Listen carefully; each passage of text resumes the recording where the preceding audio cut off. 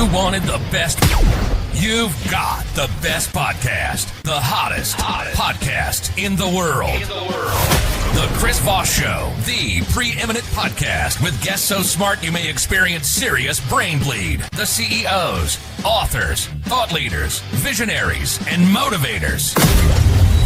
Get ready. Strap yourself in. Keep your hands, arms, and legs inside the vehicle at all times, because you're about to go on a monster education roller coaster with your brain.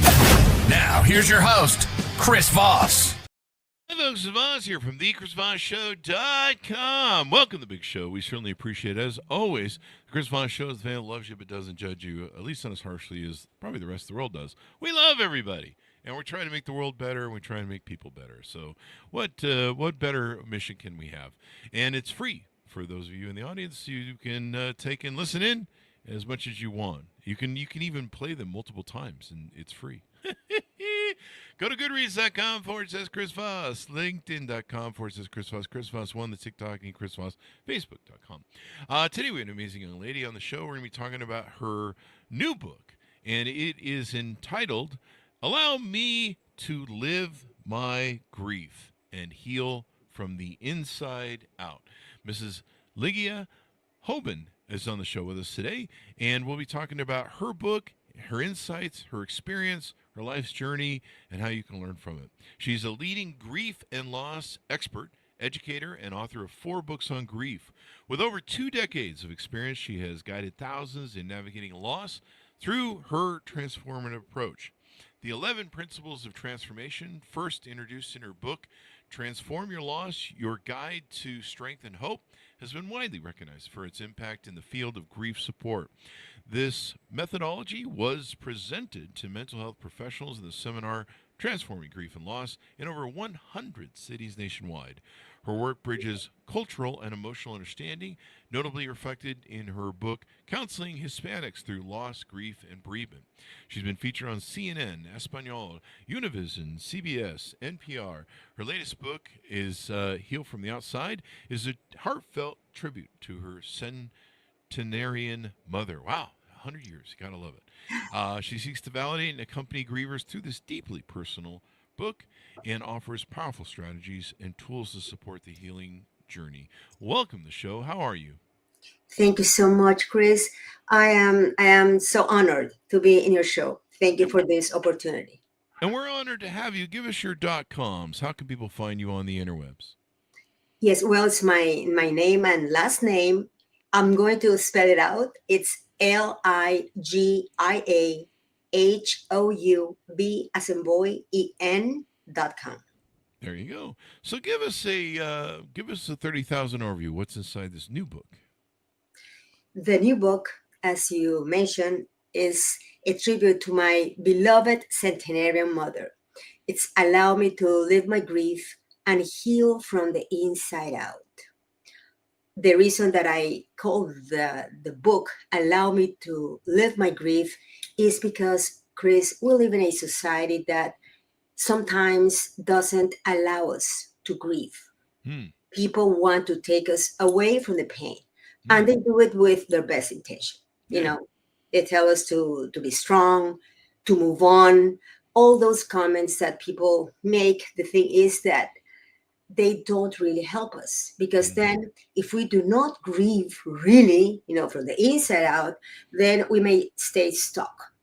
And that's why I chose to name my book that way, because being specialist, in grief for so many years, and being my mom a centenarian, when I would say, that yes, she died and that I missed her and all that, people would say, Ligia, but you should be happy. She was centenarian. Yeah. And I understand, Chris. I understand. It was a blessing. And I was so grateful, to have her after losing my father when I was 12, which was that was inspiration for me to get into this world of helping the bereaved, the griever. However, what about the void? What about missing her? And on the other hand, people would say, Ligia, but you are an expert. You created that methodology of the 11 principles of transformation. So how can you be grieving? use your methods, no? And then I would respond to people who have come to the seminars and have read the book and all that. I would say, well, do you remember principle number 2, second principle? That is live your grief. So that's what I'm doing, living my grief. So that's how the title came to be. There you go. I love it. The one thing I learned through the hard way through losing family members and dogs, was the process of grief is an important process. The steps, what is it, like 8 stages or something you go through with grief? And it's important just to embrace it. You can try and live in denial. You can try and, come up with some way, or you can say, I'm over it. It's fine. It's not affecting me. But, learning to, value the process of grief and how we heal is an important process, I think, in the healing phase. And we have to go through it, because if you don't, you just end up bottling it up. I mean, I met people that, I talked about my dog's grief, or when I lost my dog, and wrote about it on Facebook, and I was just stunned at how many people wrote me back and said, wow, I never had processed my dog's death, my parents' Mm. death, child's death, et cetera, et cetera. I never fully processed it. I kind of blocked it out. And when I saw you cathartically going through your experience and sharing it, I realized I hadn't gone through it. Now I'm starting to go through it. And so, I've just kind of learned that when loss happens, or grief has to be processed, and the stages of it, just do it, embrace it, run with it, because it's the only way to heal, really. And see how beautiful, Chris. That's one of the beauties, actually, not of social media, because as you open your heart and it showed your vulnerability, no, Mm-hmm. in showing your grief, then you gave other people, quote unquote, permission for Mm-hmm. them to share as well. Because you know what? One of the beauties with grief is it is so sacred and it needs to be witnessed, shared with others. So you sharing your grief, others did as well. So that's something that bring us together, as a community, because that's Mm-hmm. what happens. We grieve together, we heal together. There you go. And your book, you've written 4 books about this, correct? Just want to, Yes. yeah, there you go. And on your website, you help people with different things of that nature. Now, in this book, it's kind of a homage to your mother, an honorarium of your mother and her life, and your experience with her, and the loss that you experienced. Well, actually, yes, because when she died and she lived with us, her last 2 years of her life, and we were extremely close because, as I shared, I lost my father when I was 12. I'm from Nicaragua. You heard my accent, Oh, Hispanic accent. there you go. Yes, and I'm from Nicaragua, living in Miami. And when I was 12, I was living in Nicaragua. My father died suddenly. It was, Oh, sudden death, and I'm the youngest of 3 women, and I was extremely close to my father, mm-hmm. so it was really hard. And then my mom was my father and mother for 48 years, Wow. and what happened was that I was very, very close to her. We were very close. Yeah. So when she died, the grief was intense, the Mm-hmm. void, because it's like every day, it's a constant, every day. So Mm-hmm. it was very strong. And it's when I decided, and I have kept like a journal, Mm-hmm. throughout the process. She was old and all that. So writing on a journal. So I put together my thoughts, my feelings, my emotions. Mm-hmm. And I wanted to share with the world that even if I have, if I'm a thanatologist and have devoted my life to help the griever, I am human and I have my emotions. I wanted to be raw, Mm-hmm. open to Right. people. Yes, I am grieving, and that's okay. Mm-hmm. So I shared, the beginnings, how it was and all that. And at the same time, the way I did it, I wrote with my heart, Chris. I Mm-hmm. did with my heart and a lot of love. And it intertwined. I share with the reader tips, suggestions, because when I say allow me to live my grief, it doesn't mean allow me to stay stuck in grief, right? Yeah. It's no, let's live, let's do this together. You're reading this, and it's like I'm talking to you. And that's what I've heard. And I'm so grateful with people that they say, they send you the text and all those things. No, say, yeah, I feel like if you're talking to me, because the book, I wrote it first in Spanish, 2022, and the one in English came last year. And I also did the audiobook in Spanish. I narrated it last year. And it was a beautiful thing because it's like I'm talking to the person, no? So that was the reason to share my story, present myself raw as human, because I believe in humanity. I believe in being vulnerable. For me, being vulnerable is not a weakness. It's a strength if you can share with others, no? And also I give a lot of tools, a lot of strategies, how to cope with grief, how to transform it even, and then how to continue honoring your loved one. Ah. Yeah. Can you tease out one of the strategies? People need to buy the book to get, of course, the details. But can you tease out to us maybe one or two strategies that you recommend in the book? Absolutely. Well, one of the things that I feel helps a lot is writing. It's writing down how you feel. Being this, either keeping a journal. Do you journal by any chance, Chris? I kind of use Facebook as a journal. I talk about some Ah, of the things I think, and so kind of. awesome. Yes, absolutely. And, doing some journaling, you can write letters to your loved one. One technique, actually, which is extremely, extremely powerful is, and I learned this at the university actually, is when you write a letter to your loved one and then you write another letter, like if your loved one responded back to you. Mm. We do that like when I told that I learned this at the university. I studied at the University of Miami, studying psychology. It was interesting because we did a technique called Gestalt. It's the empty chair. I don't know, have you ever heard about that?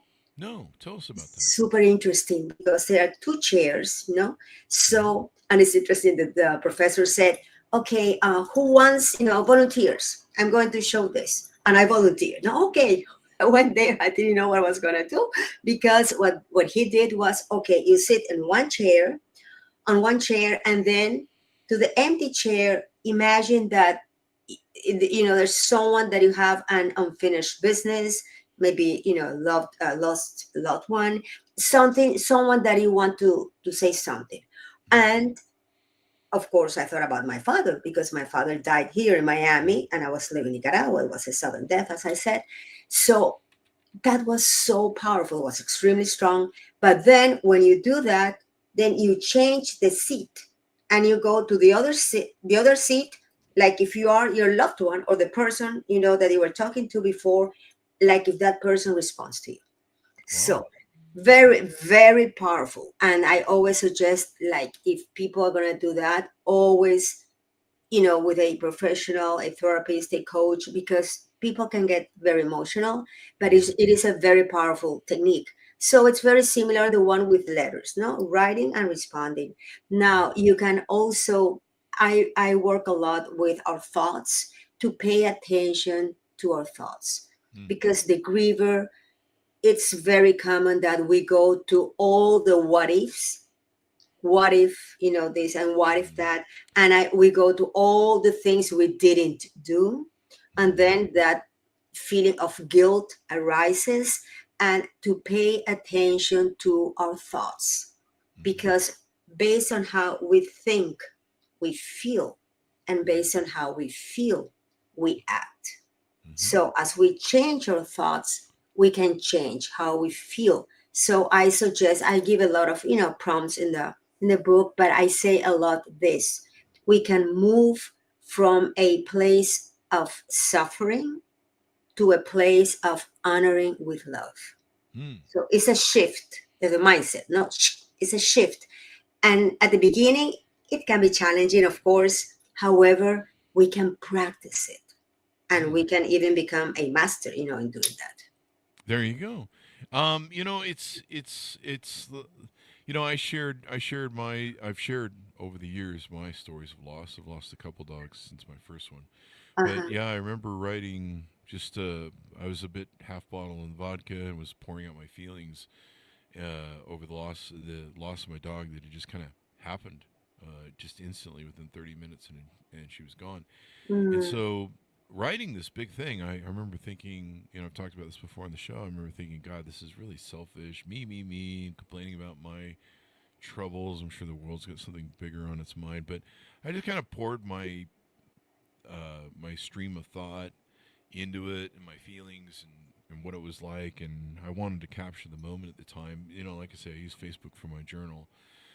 Facebook's kind of nice as a journal because it goes around and gives you reminders. This is what you were doing a year ago. This is what you were doing 10 years ago. It's kind of yes, it's kind of handy that way. It's kind of like a journal that reminds you of what you were thinking in the past, and then it has pictures and videos. I Um, know. but so you help people now deal with this. You've written 4 books on loss and grief and things. Tell us about some of the offerings you have on your website. I see there's the grief program, which is the 11 principles of transformation, and some other things here. Talk to us about some of those offerings. Yes, and well, the 11 principles, and I'll tell you how they came to be. The first book I wrote on grief, it's Transform Your Loss, Your Guide to Strength and Hope. Mm-hmm. And when I was writing that, I'm talking about what's dedicated to my father's memory. And it's, what losses are because, and I learned that from people because when I would say, I work with people going through loss, they would assume that it was only the bereaved, only when we lose a loved one. But we go through so many losses, Chris. Oh yeah. So many losses, loss of health, loss of a job, divorce, a breakup, loss of homeland for us Hispanics, moving, downsizing. I mean, there's so many types of losses, no? So I wrote that book and I talk about what losses are, how grief is manifested, because it doesn't manifest only through our emotions, through being sad or angry or guilty. No, but it can also be manifested physically, with migraines, insomnia, overeating, not eating, all Mm. those things, stomach ache, backache at times. And socially, we may get isolated. We don't want to Mm. see people. On the other hand, we may be just all and about, going out. You cannot be at home because you feel Mm. lonely. Or also the spiritual aspect. And I don't say it religious aspect, I say it spiritual Mm. because you can be spiritual without being religious. Yep. And on top, if you are religious, well, then you Mm. are spiritual as well. And the thing is that spirituality is very broad, and I talk about, the ability to find meaning, the ability to keep hope. All those things are spiritual. Now, when I was writing that book, and it has 60 real stories of Mm. losses, the book, half of them, 30 about the loss of a loved one, but then the other ones, as I said, different ones, including the loss of an animal companion, as you said, with your, beloved dog. So what happened was that I said, well, but I want to give something to the reader. I want to give something. And that's when I came to create the methodology of the 11 principles. Mm. And I just started writing, Chris, writing, and I stopped. And I'm like, oh, there were 11 for me, because you know how it is when we find meaning that is unique to you, no? Things that Mm. happen. And when I stopped and I count them, I'm like, oh, wow, how beautiful. Because my father died on 11/11 Oh really? back in 1971. And Mm. I was like, and it was not on purpose. It was not that it just happened. And I was so, that's so fulfilled. I don't know, like so touched by that. And the 11 principles is the methodology that I introduced in that book. And from that methodology is offered as seminars, as coaching programs, as an online program. I work like with people like, throughout 12 weeks The online program is 12 weeks as well. Right now it's a self-paced, but this year I'm going to do it like a 3 months with me. So Mhm. besides it's self-paced, I'm going to be with a person every week. So we do kind of a group coaching, but at the same time, a little didactic, to teach people about grief, because I feel that it's important we know about grief in order to know how to cope when things happen to us, because they will happen to us. So that's basically the 11 principles, and that's the seminar that I brought to over 100 cities, actually, or 108 actually, nationwide, with PESI for mental health professionals. It was such a beautiful experience, that, Chris. So There you go. that's my That's story. wonderful. That's wonderful. Now you also have a podcast too, as well. I do, yes. And well, I want to say that all my products, my services, they are bilingual, obviously, Oh no, yeah. in Spanish and in English. The principles, the online program, English and Spanish, the books, most of them, because I have two books which are not in Spanish. Hmm. One is Counseling Hispanics Through Loss, Grief, and Bereavement. This Hmm. book is with Springer, and that the intention of that book is geared for mental health professionals which are not Hispanics, so they understand my culture, Hmm. so they understand, people living here in the United States specifically, so they can understand us. And the other one is a workbook that was born out of the seminar. When I was doing the seminar with PESI, they came to watch me, doing the seminar and all that, and they liked it a lot, and they proposed to me if I wanted to create a workbook on the principles with a lot of activities for each principle. So I wrote it. That has been well received also. So those two books are only in English. But Oh. Transform Your Loss and Allow Me to Live My Grief, those two, which are self-help basically, are also in Spanish. Ah. Well, there you go. Yeah. So So multilingual, everybody can get in on the action and the knowledge and how to deal with all this stuff. Now you also do some speaking as well and coaching for meditation, hypnosis, life transitions, grief coaching, grieving employees. I mean, imagine that's probably important for if I've had companies where someone died and everyone's grieving there, different losses, divorce, identity, aging parents, inner self. Talk to us about some of these coaching offerings you have. okay. And I didn't respond before. I'm sorry, because I went into the bilingual thing about the podcast. You asked me, Oh yeah. because the podcast is bilingual also. And Oh. it's called Transforming Grief, in Spanish, Transformando el Duelo. So it's the same message, and it's audio right now. It's not a video yet. Hmm. But it's like short messages, Chris, between, let's say, 8 to 15 minutes, to the point. So I every week I upload, an episode to the point. And last week was my 100th episode. Oh, Yes. congratulations. Thank you. I was Most so people don't excited. make it. I mean, 99% of podcasts never make it to that far. So good for you. Oh, wow. Well, I was so excited with it. And so it's, to the point, and you can see the titles, Hmm. different aspects of grief, no? So Hmm. people can choose, well, I may want to listen to this, so that's Hmm. why I chose it, I chose to do it like that. Hmm. Now, when you talk about the other aspects of my services, aging parents, Hmm. older adults are my passion. I love them. I am a gerontologist. Yes, Hmm. that's a study of aging. And Okay. I did a program on that at the university as well. And I believe that, well, that can be a loss, of course, the loss of youth, the process itself. It depends how we take it. It Hmm. depends if we continue finding meaning as we age, finding new purposes. That's very important.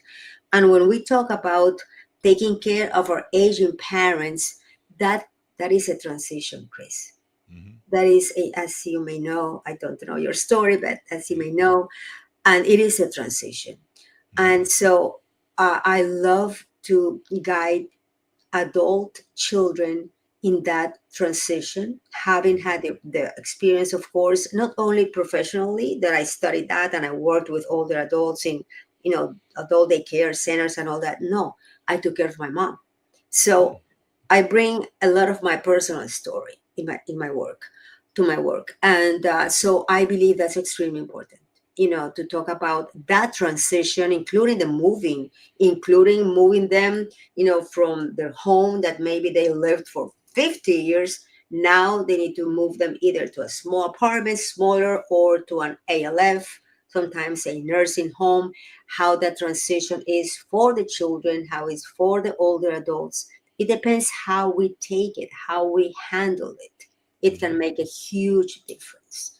So that's something that is very close to my heart, to help people in that transition, and also the changes. No, well, something that I used to give talks about, not lately, but I used to before, like maybe 10 years ago, on Alzheimer's and spirituality, because cognitively they're not there. That's a loss for children. That's a huge loss, because that is a type of loss we call ambiguous. It is ambiguous because the person physically is still with us.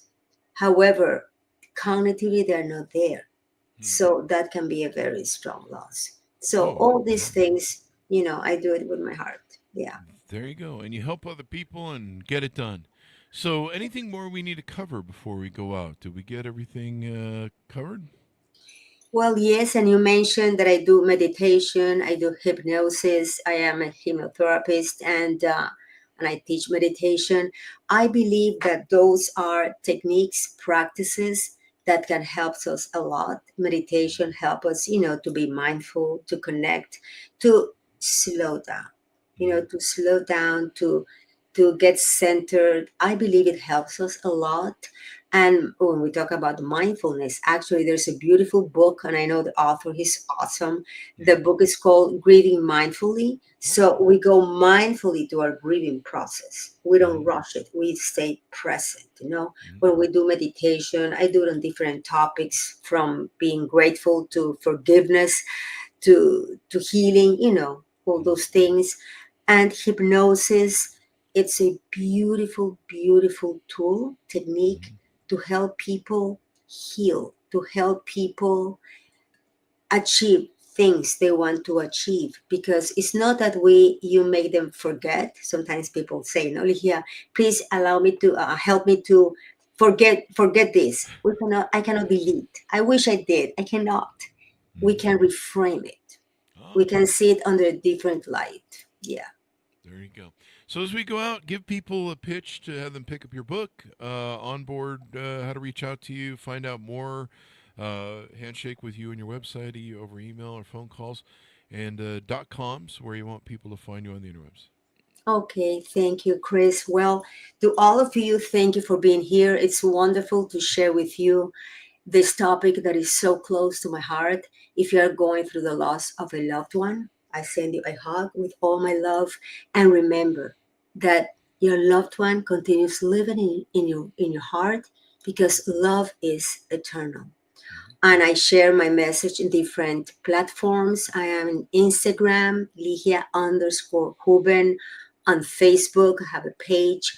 I'm also on LinkedIn, TikTok, and in Twitter, not much, but I am there a little bit. Well, now, it's X. But I have my website, LIGIAHOUB as in boy, EN.com. I have a YouTube channel as well. And my phone number is 305-299-5370. Thank you for that, Chris, for that opportunity. Thank you, and thanks for coming on the show and, letting people know you got to deal with these grief things. It's so important, because if you don't, you're gonna carry that. You're gonna carry that a long ways, as I think the Beatles said. You carry that weight a long ways. Anyway, guys, thank you for coming on the show. We really appreciate it, Ms. Houben, and thank you. And thanks, Monas, for tuning in. Go to goodreads.com/Chris Voss, LinkedIn.com/Chris Voss, Chris Voss 1 on the TikTok and all those crazy places on the internet. Be good to each other. Stay safe. And I'll see you guys next time.